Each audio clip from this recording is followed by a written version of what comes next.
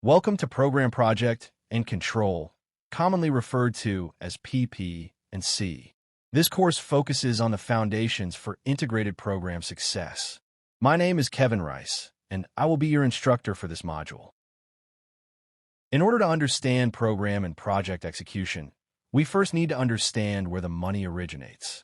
This section introduces the federal budget process and how funding flows within the government to support agency missions.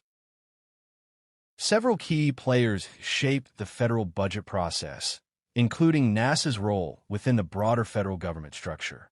NASA headquarters operates within the executive branch, which sets overall direction and priorities. The legislative branch, however, plays a central role by providing authorization, oversight, and funding.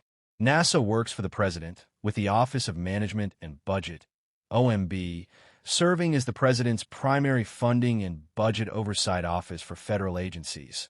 From a day-to-day management perspective, Congress exercises significantly more oversight and influence over NASA than the President or OMB. Congressional involvement includes appropriations and earmarks direction provided through congressional reports, a continual stream of authorization, appropriations, and oversight hearings. Overall, development and execution of NASA's annual budget is a continuous, circular negotiation among the executive branch, Congress, and NASA leadership. Authorization laws serve two primary purposes.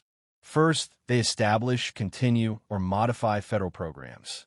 Second, they authorize budget authority as a prerequisite under House and Senate rules and sometimes statute before Congress can appropriate funds. While authorizations are intended to precede appropriations, this requirement can be waived.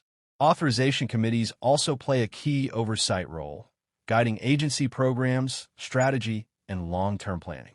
Some programs are authorized annually, others for a fixed period, and some indefinitely. From the executive branch perspective, NASA submits its proposed agency budget to the Office of Management and Budget, OMB, each year. OMB reviews and consolidates agency submissions into the President's budget, which is transmitted to Congress each February.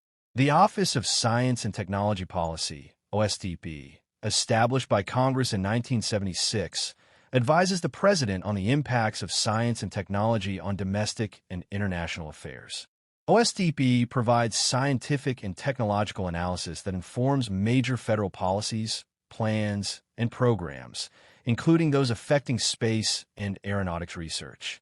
OMB provides budget circulars, fiscal controls, and management requirements that OSTP provides much of the science policy direction that shapes NASA's priorities. Federal science policy largely emanates from OSTP and may reflect administration priorities. At times, policy direction can be politically motivated, e.g., emphasis on climate research.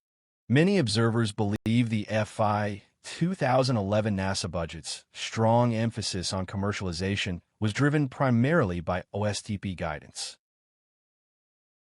It is important to note that Congress may still enact appropriations for an agency or program even in the absence of specific authorization. This is accomplished through waivers of congressional rules, underscoring the practical influence of the appropriations process. Many senators and representatives have a NASA center or facility located within their state or district, and most are considered strong friends of NASA. In practice, however, the appropriations committees wield the greatest influence as they ultimately determine funding levels. Key examples illustrate this dynamic. The Senate Authorization Committee Chairman, J. Rockefeller, had multiple NASA-related facilities in West Virginia, including the Independent Verification and Validation, 4NV, facility in Fairmont, the National Technology Transfer Center, NTTC, at Wheeling Jesuit University, the Classroom of the Future, COTF, also at Wheeling Jesuit University. The Senate Appropriations Committee Chairman, Daniel Inouye, had major science assets in Hawaii, including the Hawaii Science Center, the Gemini Twin Observatories, and international headquarters at Mauna Kea Observatory in Hilo, managed by the University of Hawaii. Beyond these examples, Most remaining members of Congress have at least one NASA or NASA-affiliated facility within their geographic area, reinforcing broad congressional interest and engagement in NASA programs and funding. Authorization laws serve two basic purposes. First, they establish, continue, or modify federal programs. Second, under House and Senate rules, and sometimes by statute, they generally serve as a prerequisite before Congress can appropriate budget authority. In simple terms, authorization gives Congress's permission to create or reauthorize agencies and programs.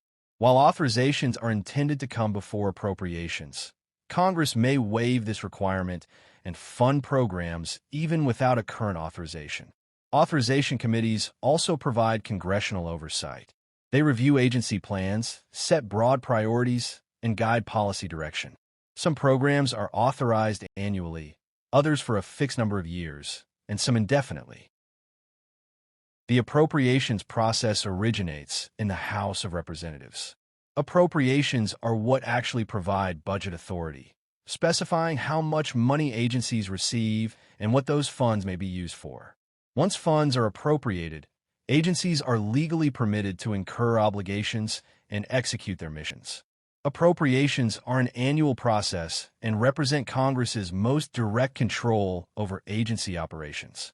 The goal is for appropriations to be enacted by October 1st, the start of the federal fiscal year. However, this deadline is often missed, requiring temporary funding measures. Congress uses several types of legislation to provide appropriations. An appropriation bill establishes budget authority for a specific agency or purpose. An omnibus bill packages multiple appropriations or changes affecting several agencies into a single, large bill. A continuing resolution, or CR, is a temporary appropriation that allows government operations to continue after October 1st when full appropriations have not yet been enacted. CRs typically fund agencies at prior year levels and limit new initiatives until final appropriations are approved. The President's budget outlines the administration's overall spending priorities. It provides the framework that guides congressional budget deliberations and agency funding requests. Federal spending consists of both mandatory and discretionary components. Mandatory spending covers required obligations, while discretionary spending funds agency operations and programs through the annual budget process.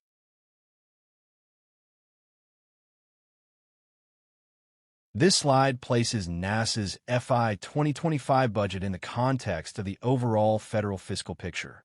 Total federal spending is approximately $7 trillion, with a projected $1.9 trillion deficit and federal debt now at roughly 100% of GDP.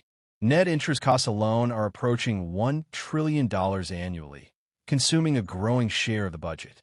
Within this constrained environment, NASA's FY 2025 funding is about $25 billion, representing roughly 0.5% of total federal spending, near a historic low.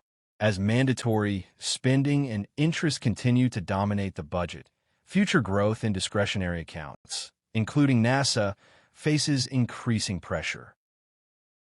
The President's budget integrates agency funding requests with performance information and outcomes.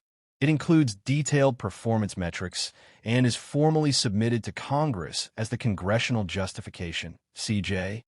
The CJ explains how requested funds align with the President's priorities and what each agency is directed to accomplish with those resources. NASA's budget request and performance data are developed through multiple iterations with the Office of Management and Budget and, once finalized, are recommended to the President for submission to Congress. The congressional budget process involves multiple committees, hearings, and legislative actions. This process ultimately determines how federal funding is allocated across agencies and programs. When Congress does not complete appropriations by October 1st, the government typically relies on a continuing resolution, or CR, to avoid a shutdown. A CR is not a full budget. Instead, it temporarily extends funding, usually at prior year levels, to keep federal agencies operating while negotiations continue. If neither an enacted appropriation nor a continuing resolution is in place, non-essential federal operations must shut down. In practice, continuing resolutions function as short-term stopgaps, allowing agencies to operate despite the absence of a finalized budget at the start of the fiscal year. A continuing resolution has the same legal effect as a regular appropriation, but it is limited in duration, scope, and financing. New initiatives or program accelerations are not allowed. Funding is determined using an Office of Management and Budget formula based on the lowest of the President's request, the prior year's appropriation, or congressional legislative or conference action. Interesting fact, FY 1997 marked the last time the federal budget process worked exactly as intended. All appropriations were enacted by October 1st. For nearly 3 decades since, Congress has missed the statutory deadline every year, making SARS the norm rather than the exception. Following enactment of appropriations, agencies prepare a Congressional Operating Plan, or COP. The COP reflects both congressional action and administration policy and establishes approved programs and funding distributions. Once a budget is enacted, agencies have limited flexibility in how funds are used. If an agency needs to reprogram $500,000 or more across operating plan levels, formal approval from OMB and Congress is required before any action can be taken.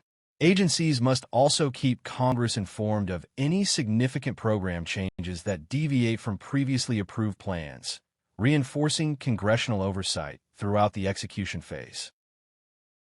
If changes are needed after the budget has been submitted and appropriated, those adjustments are handled through a formal notification process. NASA prepares a letter, signed by the administrator, outlining the proposed change, and submits it to Congress for review. By law, Congress is given at least 15 days to examine the request and raise any concerns. If no objections are received during that review period, NASA is authorized to move forward. Though in practice, the agency typically waits for an affirmative response before taking action. Once Congress appropriates funding, the process shifts into execution. The Office of Management and Budget releases those funds to cabinet departments and agencies, typically in stages over several months rather than all at once. At NASA, headquarters then allocates funding to the centers based on mission needs and priorities. That distribution allows centers to pay for contracts, support personnel, maintain facilities, cover travel, and keep day-to-day operations running. The Budget Execution Module walks through how NASA tracks these funds and manages them responsibly throughout the fiscal year. Now that we've covered where the funding comes from and how it moves through the budget process, the next step is understanding how those dollars are put to work. In the next section, we'll walk through how a project is selected from initial concepts through formal decision points.